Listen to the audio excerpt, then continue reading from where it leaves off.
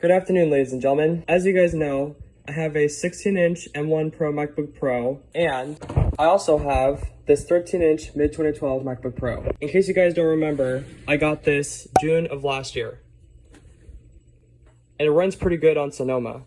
However, the CPU, I'm not sure is holding out that much anymore, which is why I may do a potential upgrade. And I say potential because I can get a quad-core CPU onto this MacBook Pro. Right now, this has the fastest dual core inside, the 2.9 gigahertz dual core Intel Core i7. This is the i7-3520M. However, there is the Intel Core i7-3615QE series chip. It shares the same footprint as the 13-inch. It actually works with the same firmware. However, it's going to take a tiny bit longer to boot because the TDP is 10 watts over the original CPU. To get the CPU replaced, it's $150 plus getting the chip.